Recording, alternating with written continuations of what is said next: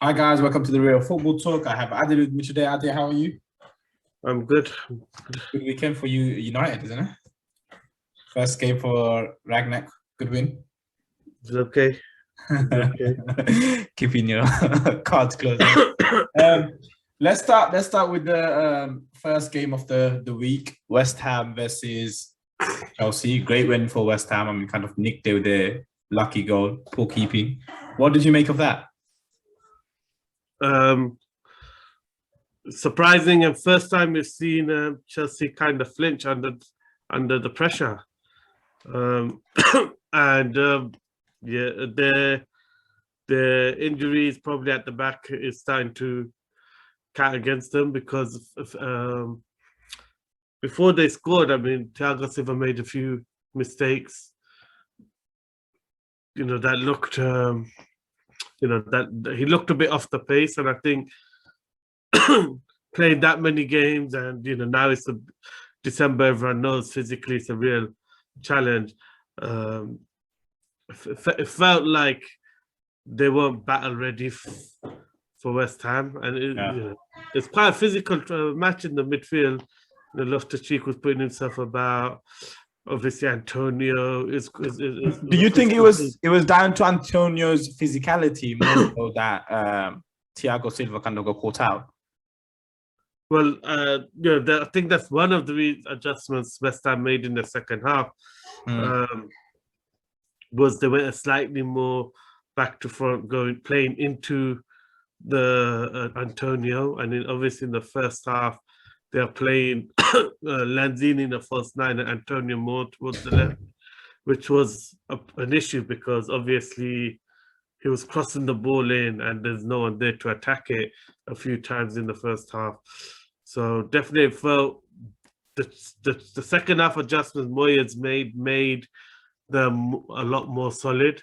I mean, should I share the screen? Maybe you can talk the viewers through what was happening. Maybe that will give us a better picture. Right, so here we have it. Right, so this was the lineup. So obviously, Lanzini kind of played like a false nine. Yeah, he's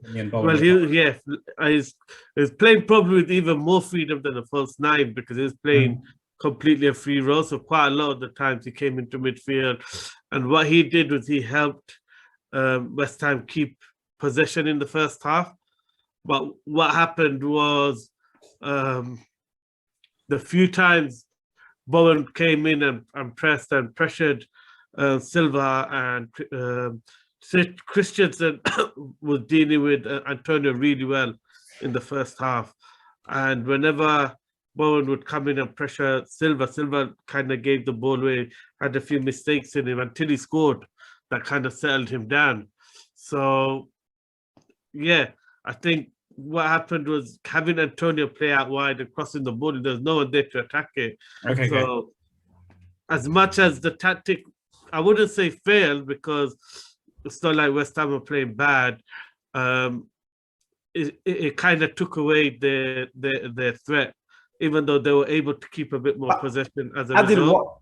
What was the main reason for playing Lanzini there? He could have easily just gone out wide or put Benrahma there to go wide. It's because he has more composure on the ball. I mean, he was better at beating the press and kind of playing the way he faced and kind of just being calmer on the ball.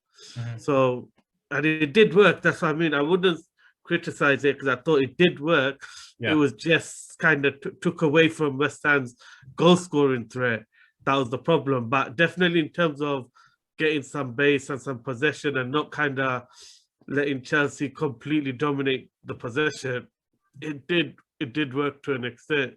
But then I feel the second half changes they made were much better, and I think they recognized maybe the vulnerability of Thiago Silva, and they went a lot more, slightly more direct second half, put Antonio on Thiago Silva, and that made a huge difference because Bowen was picking up the pieces. I mean, obviously, Miss Walker came on. and then we had Antonio go more towards the center. Where I mean, what did they do? Did they go two up top, Adil? Yeah, and Lanzini went into a three into the middle. Okay. So that kind of obviously. Well, Jared Boyd was picking up a lot of the second ball in and around Antonio. Yeah, and if you look at the equalizer, I mean, the defending from Alonso was terrible. He really didn't do much to stop Bowen.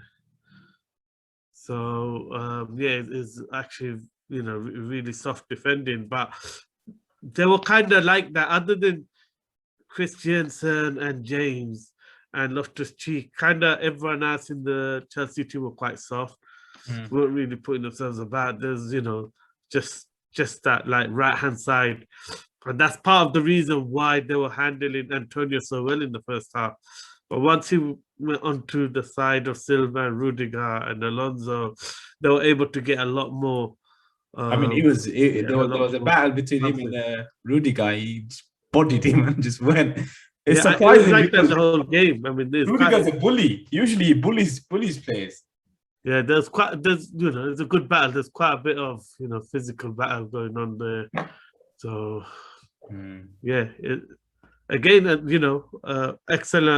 excellent tactical adjustments from Moyes again, and I like the way he's setting up, because he's clearly trying to set the team up to stop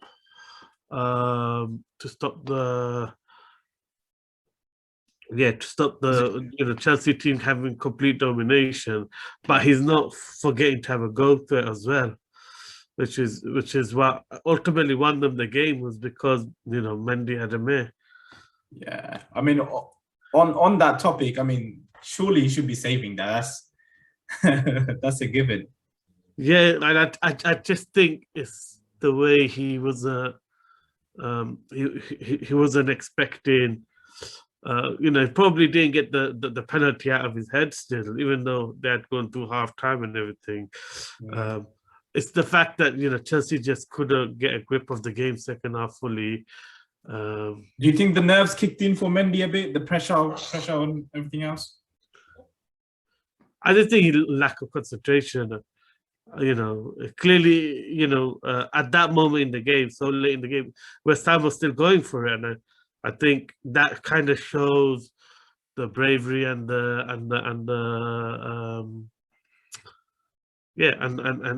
who had kind of the momentum at that stage in the game. Tuchel made a few mistakes with his substitution. Surprised he brought Hudson-Odoi on. He took Alonso off and then kind of played Reece James as a left wing back.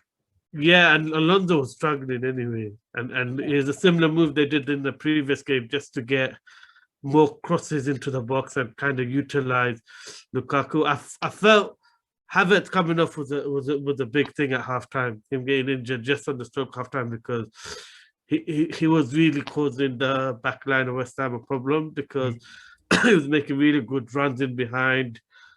He's playing in between the lines, and he was forcing Diop and Zuma to actually defend. So I definitely think that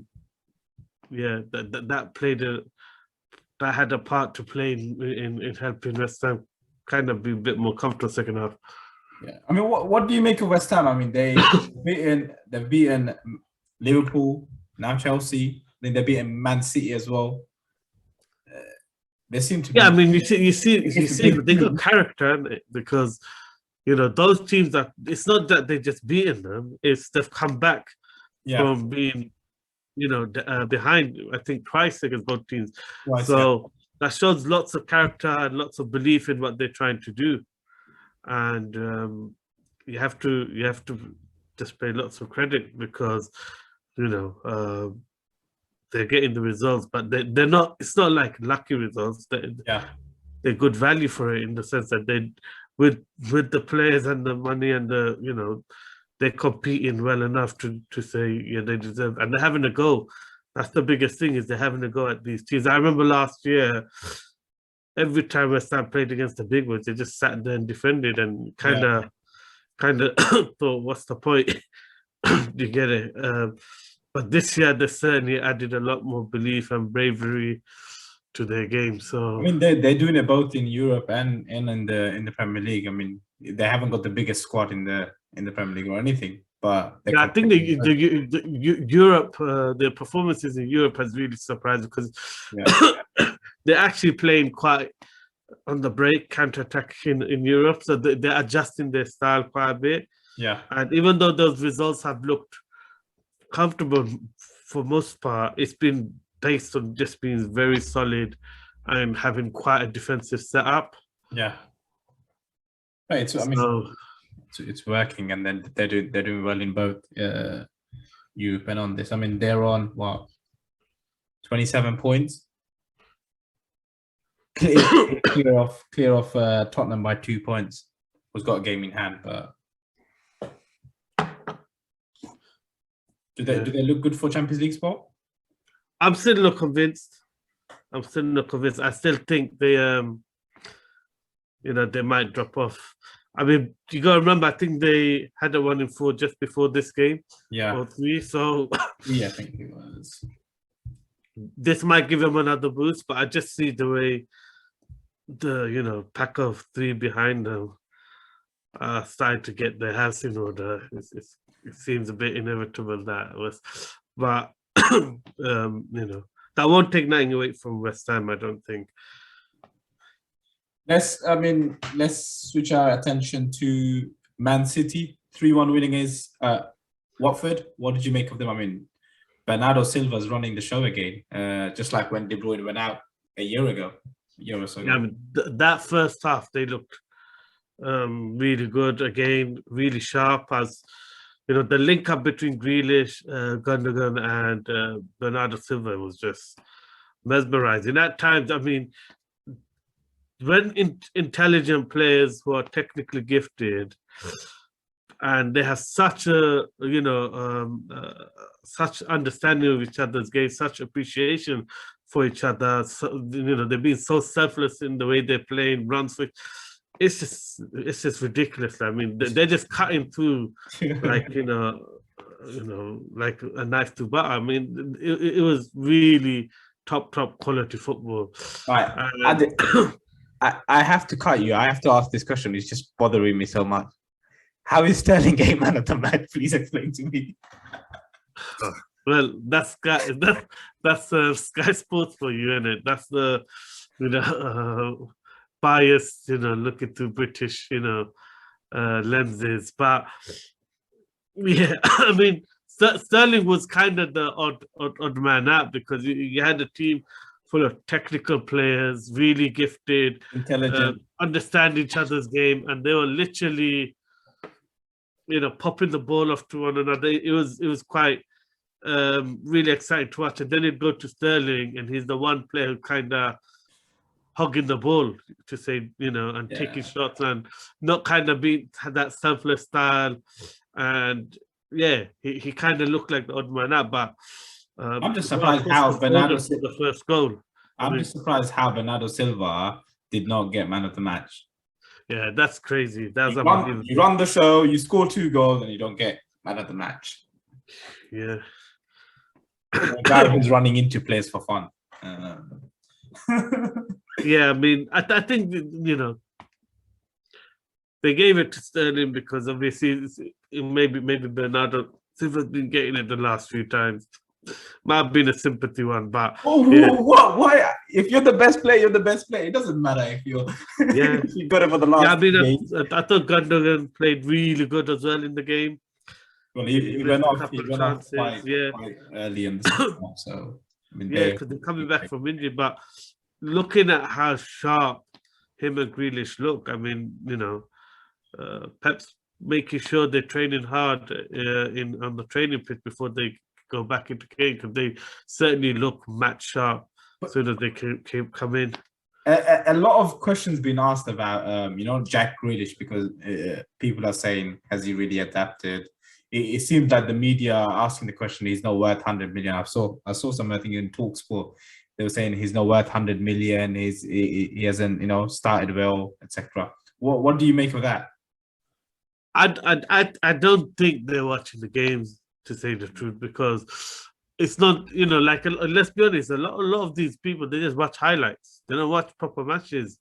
And so unless you watch the matches properly, then you'll see it wasn't that Grealish was playing bad. He was playing really good even before he got injured. It's just he wasn't quite adapting his game to get to on the end of stuff. He was still being that creator, provider, doing things earlier on in the attack rather than the finisher. But what you saw certainly just before he got injured was his trying to be more on the last man, a lot more attacking the last man, getting more shots off. And yesterday he played in the 9 position. And that's the best he's played in that position. They played it earlier on in the season, and he didn't look very comfortable. They kept dropping deep and trying to take people on from midfield. But definitely, that was the best he looked in there. And do you think he's finally adapting? Because obviously in City, the way they play and the way they play at Aston Villa is completely different because of the number of touches you get and how they move the ball. No, he definitely has adapted now, because before the ball's going to find him, now in Pep's system, you have to be rotating, you have to constantly be moving about to get that ball. And so I do think, yeah, definitely he got that. Definitely he's adapted. I thought actually he adapted before he got injured. He was looking really good and getting more involved in a lot of, with Foden in the center and Grealish on the left, that he seemed more comfortable with that. So I just think, yeah, maybe the false 9 he wasn't quite ready for when he first started, but certainly on the left he looked fine. And then yesterday, even in the first 9, he looked quite good. Mind you, Watford centre back, they don't half let you play. They don't go tight. They sit off. Yeah, they play a line, so they leave space and they don't go tight. The kind of the easy team to play around, really. I thought Sissoko played well for Watford. He deserves a good shout. The last two games, he's been brilliant. Yeah, and the front three are always a threat. Dennis looks a real good bargain, isn't he? Yeah, he does. Right, Liverpool 1-0 win. Origi does it again. What a game! that was a really good game. That was a good game. I haven't seen a player play Salah better than Aït-Nouri did. I mean, he was basically letting Salah come inside of it, come to the inside. He went around and kept nicking the ball. Yeah, and he was doing it every time, and you could clearly tell whatever they've worked on, he understood how to nullify Salah, which is an amazing feat considering Salah is probably the most informed player currently at the moment. And considering Aït-Nouri hasn't really been playing that much and how young he is. So yeah, I mean, Martial has been ahead of him, but he's starting to get a game back.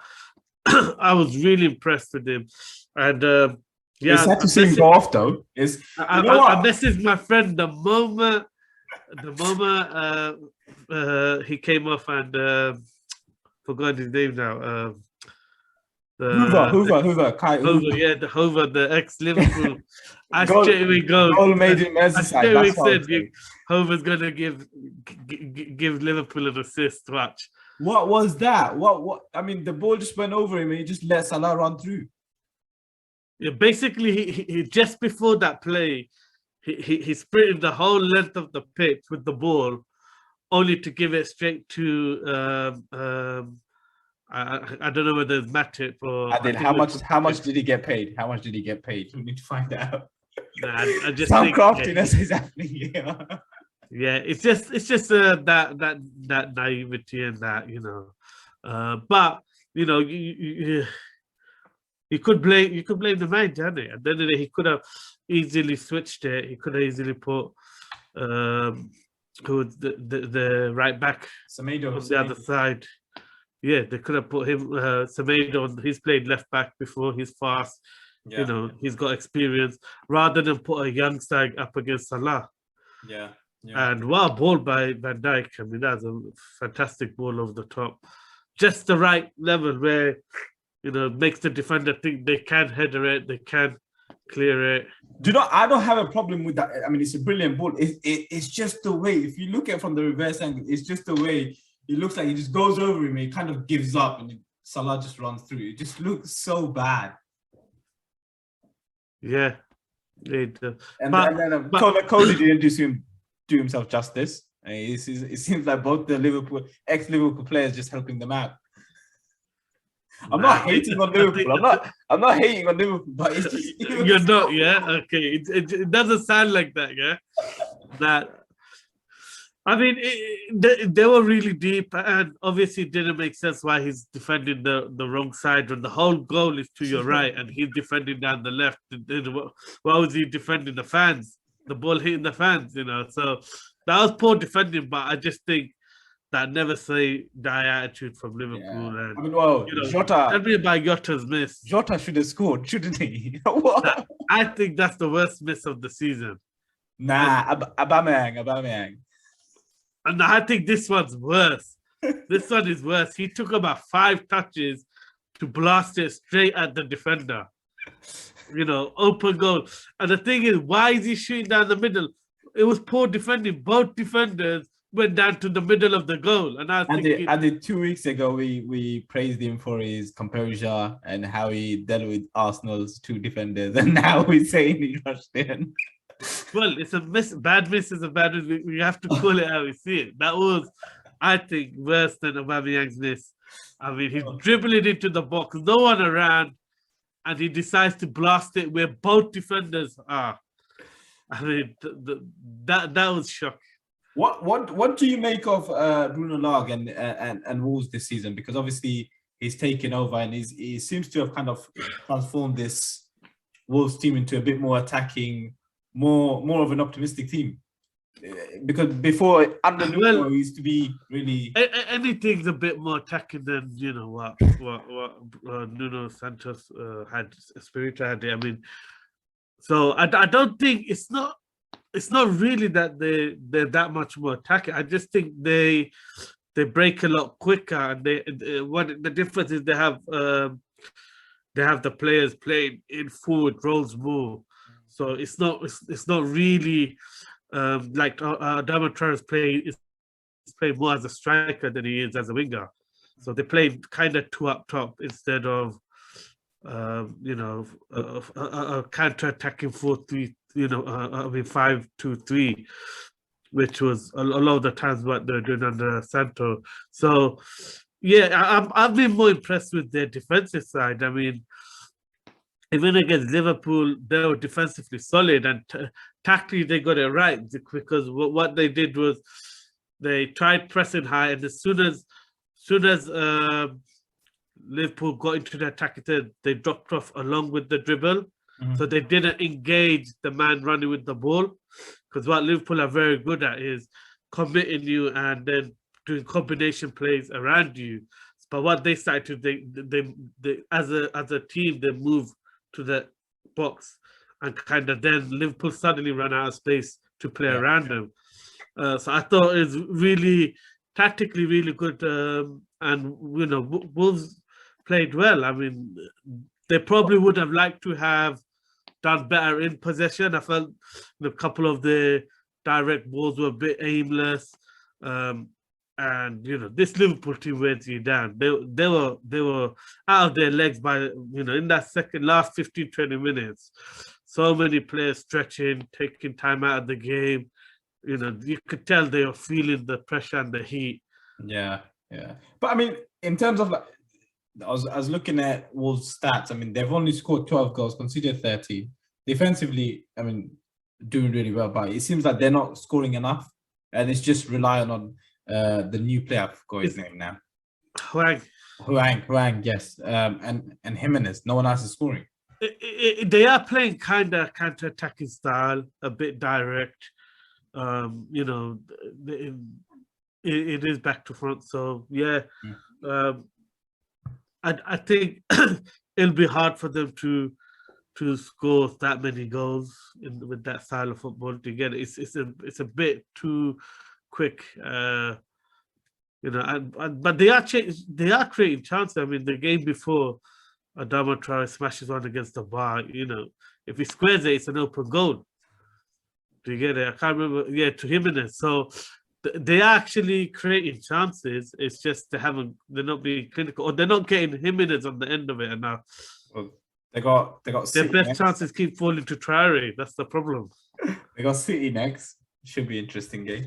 And I'm looking forward to. I'm really looking forward to that, because from what we've seen from this Wolves team, they're tactically gonna give you a good game. It's not good. So it'll be interesting to see whether City are able to walk through them and do their thing. But City are a unique proposition. So and that's the thing I'm enjoying about this Premiership title run. I mean, we've gone through the top 3 teams, but all 3 of them have different identity, different philosophy, different formation, and that's the thing I'm enjoying about it a lot, because you're going to find different teams also causing them problems. Different problems, yeah. So if you look at second half, City really struggled against Aston Villa.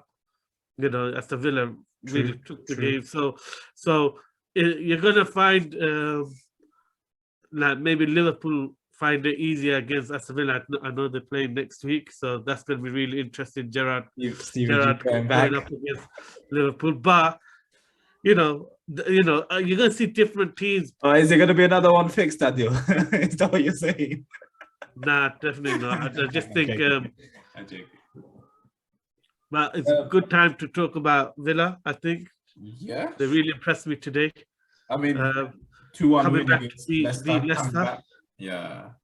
Because what do you make of Stevie G? Because I mean, 4 games, 3 wins, is transformed this Villa side. Well, what I like is he's putting the foundations right, and that it gives you the hint that he's going to be a very good manager, because everyone sees Stevie G as this all action hero midfielder, and then. At Rangers, they were solid 4-3-3, really hard working, not the most expansive, a lot of crosses into the box. But, they grinded out with, it wasn't like they weren't a team that really opened you up and thrashed you, and he's doing the exact same thing with this Villa team. I mean, they weren't the best in the first half, but they could have gone in 2-1 up. A lot of the decisions, went against them. I mean, Ramsey goal being disallowed. I don't know. That looked a bit soft, dodgy to me. But it's their character. I mean, they're really physical, which you'd expect, but they're bullying teams. They're kind of really stamping their authority. And I like the fact that they did that against City last week, and then they backed it up today against Leicester. And they're not winning through swashbuckling football. They're winning through mentality, that disallowed goal from Ramsey tells you everything about this Aston Villa team. They're switched on. Everyone's engaged. Any little thing, they're ready to pounce on it. They're not going to outplay you and open you up, But every single player is going to put in a tackle. Every single one of them is going to close you down, harass you. Do you think the key thing is McGinn, maybe? Because he looks like he's back to his best form again. It is, but today was strange because they played him on the right wing. Yeah. And it wasn't his best game, but he's got bags of character. And that's what I'm saying. He was just banging, man. And he was switching that ball all the way to Ashley Young. And yes, so this is the future of football now. What you're seeing, and we spoke about many times last season, is the next evolution in football is going to be these hybrid formations where, everyone's thinking, it's 3 at the back, is it 4 at the back, is it 5, is it wing back system? And you can't tell because it's so fluid now. It's so fluid. Like, you couldn't tell, today you couldn't tell whether Ashley Young was a winger or a left back. Some of the times he was so high up the pitch, but McGinn's staying as a midfielder, and Cash is staying as a right back. But he's playing the ball to Ashley Young, so like on one side they're kind of playing a wing back, and on the other side they're playing traditional fullback. So and you're seeing all these teams doing that. I mean, it's just such a hybrid system now. Do you think this is what the game? People are just changing formations and changing systems just naturally now. So it's going to a bit like how it is in American football, where every details is looked at. Every set, it's a different look. It's a different.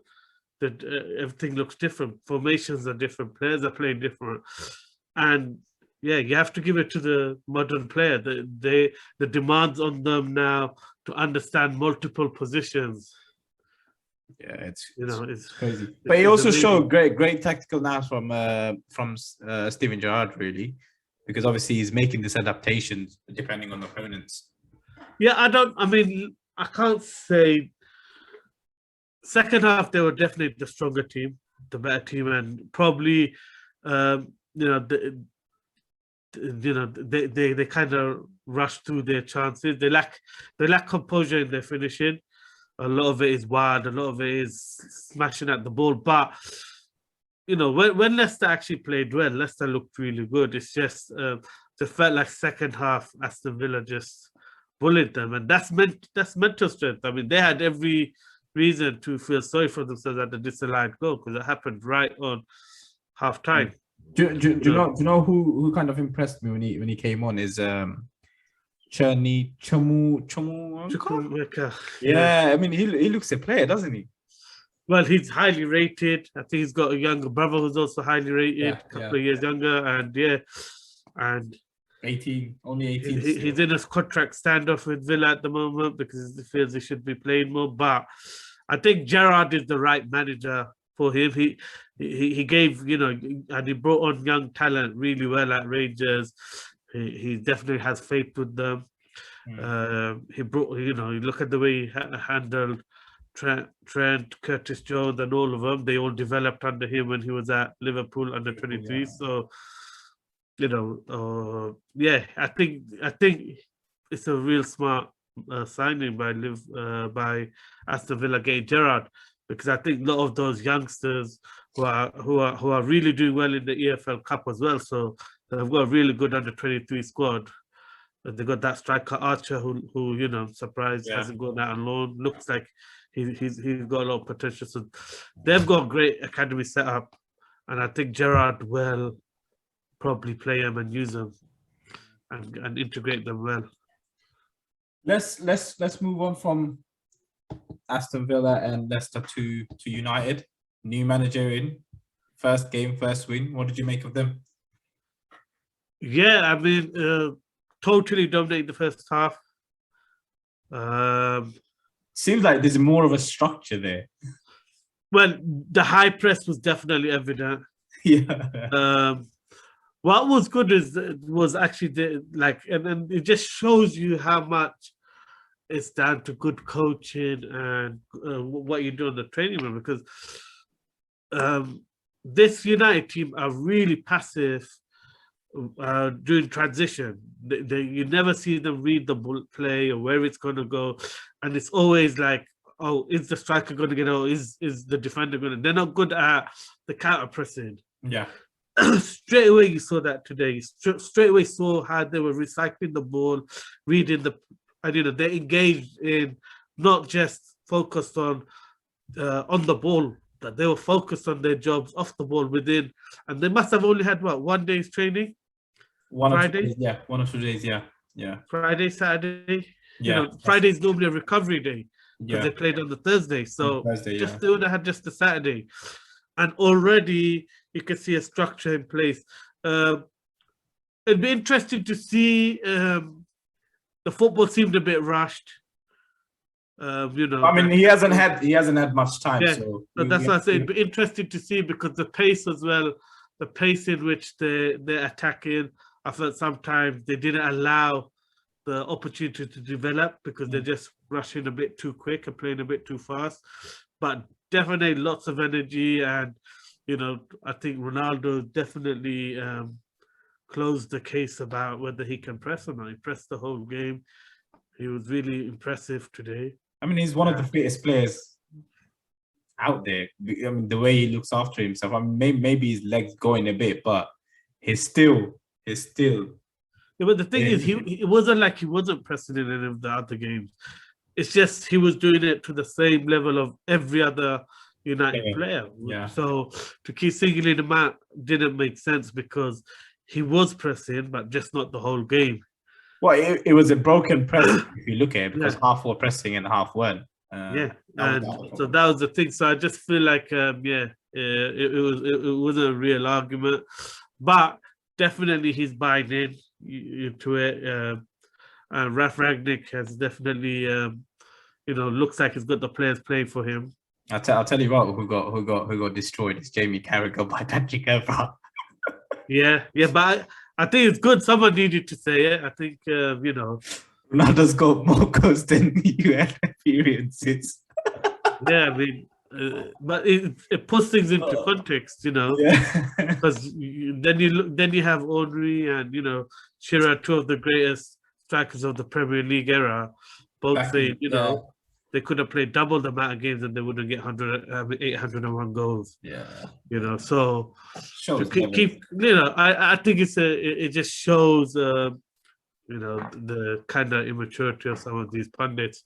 You don't criticize a great like that when they're levels above you for what they've done, and now in the twilight of their career they need to listen to average pundits taking pop shots at them. It's about time someone said something about it. It didn't make sense to me. It's not even that. You can say your point. It's the way I think he went about it. He kept barging Keane with him. Barking. They call that barking. So, but Evra, for once, he's another one who sometimes talks nonsense. For once, actually, came out with a point that needed to be made. Yeah.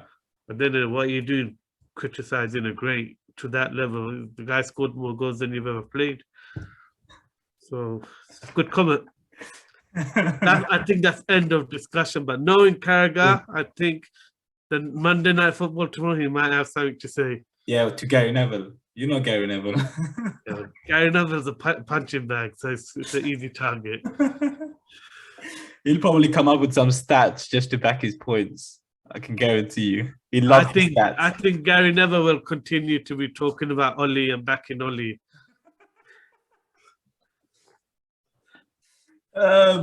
Spurs 3-0 win. Yeah, they're a bit like how Aston Villa are currently, where they're focusing on and that's what I like. I mean, they're focusing on their identity. They're focusing on their work rate. They're focusing on the intensity.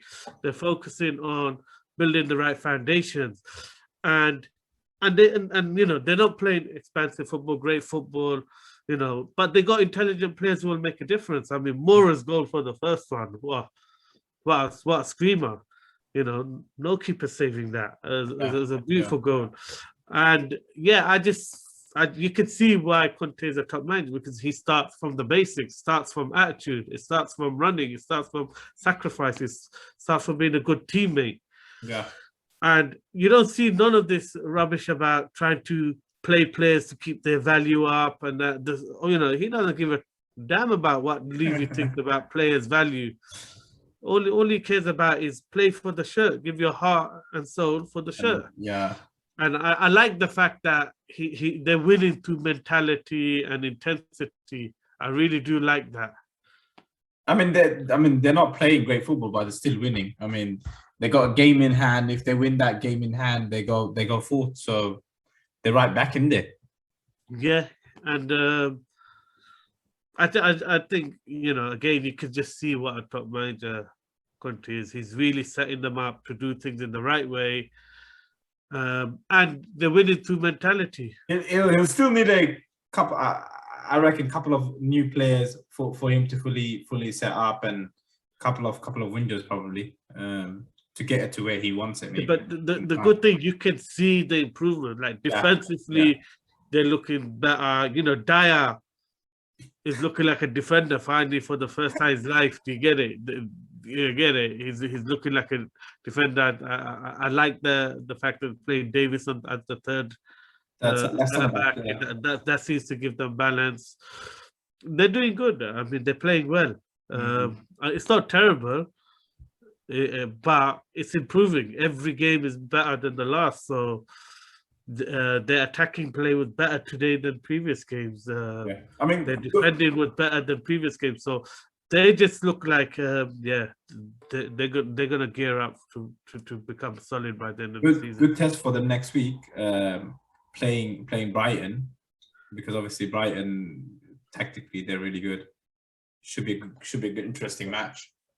Well, what makes that a really good matchup is the fact that Brighton aren't afraid of the press and aren't afraid of teams pressuring them, and that slow tempo kind of causes a lot of problems for teams that high press, because not only are they comfortable playing possession play, but because they play in a slow tempo, it wears you out, because you can't press and press and press and press and press.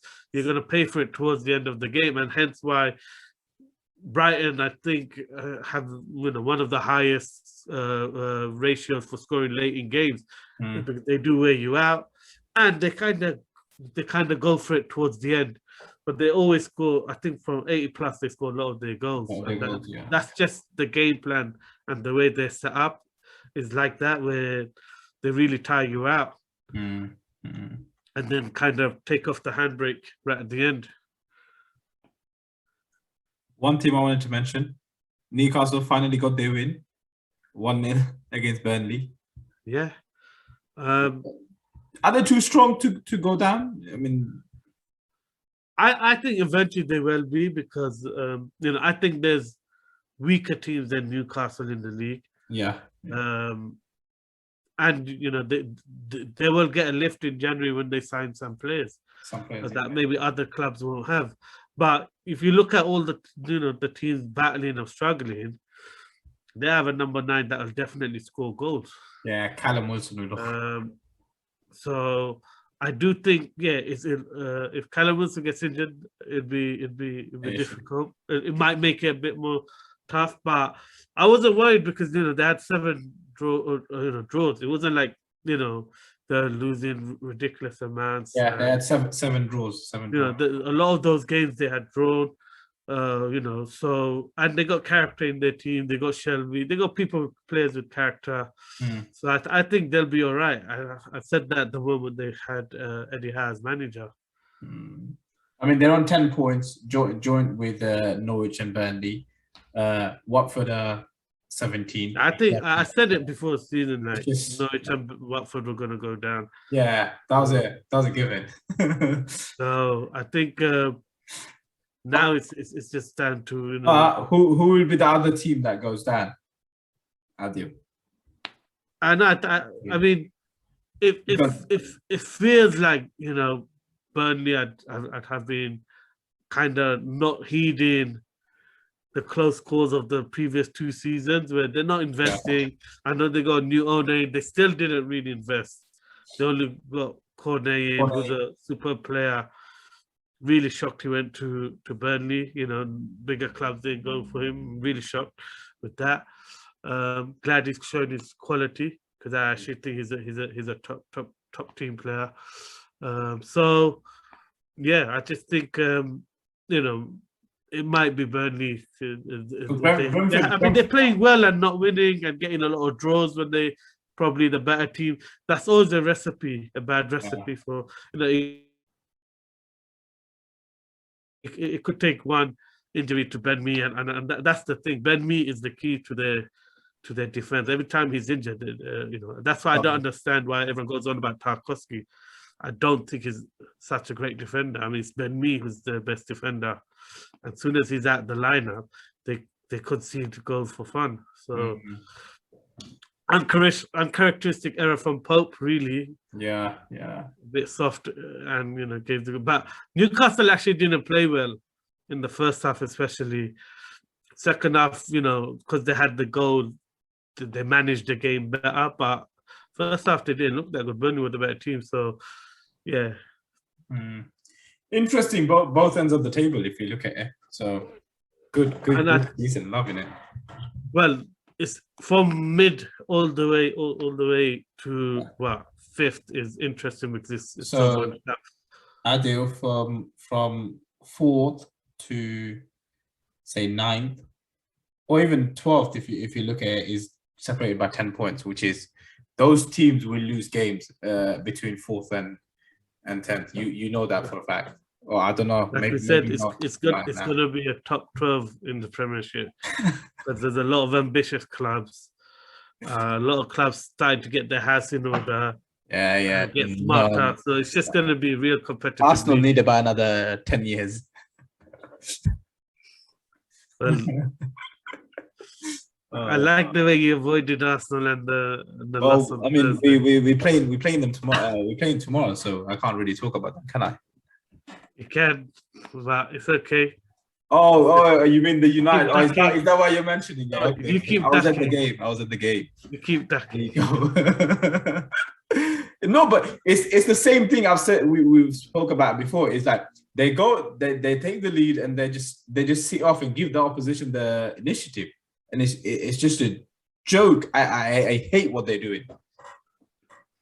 I think the result was kind of harsh on them, possibly because they created enough chances. It's the fact that they give away the initiative. You scored. You quietened the fans down. I was there. You quietened the fans down. You go. This is your chance.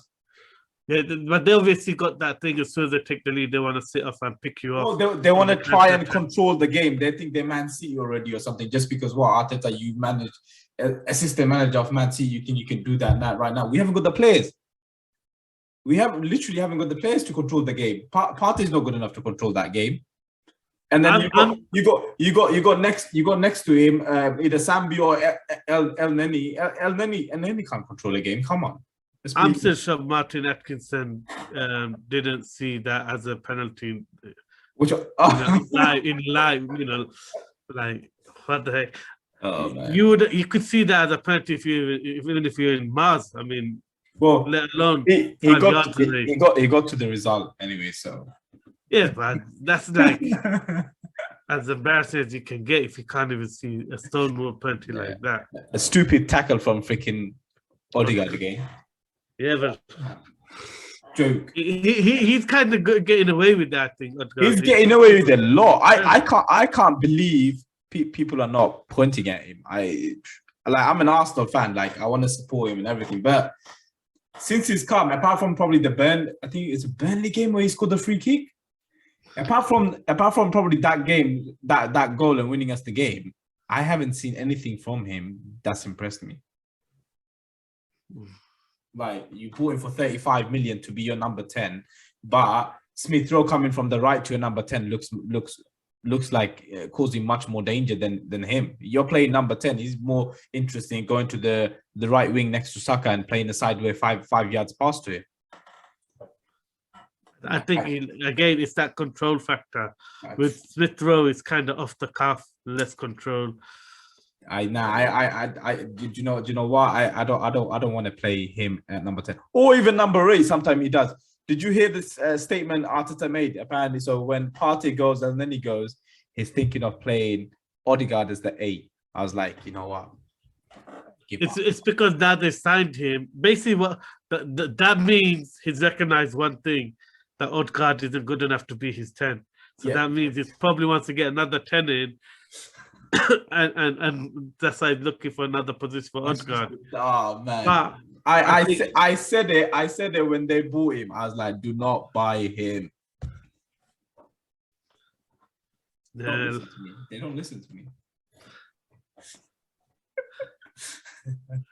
He needs to watch this video. And Eddie. It's a shame. Either way, I'm glad he was on the pitch. Man of the match. Put us back into it. I mean, he got ripped by Fred. Leave it there. Fred's the second most informed player in the league after Bernardo Silva. Well, you know what?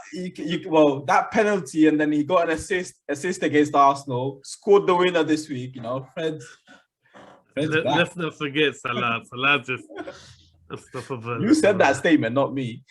Yeah, as it's good sarcasm. I'm gonna put that on the thumbnail, Adil. That's the type of statement, you know, a Sky Sports pundit would make if he was Brazilian, you know. The next defensive forward, Fred. On that note, Adil, thank you for coming on. Thank you for watching, guys. Please like, share, subscribe, and see you soon.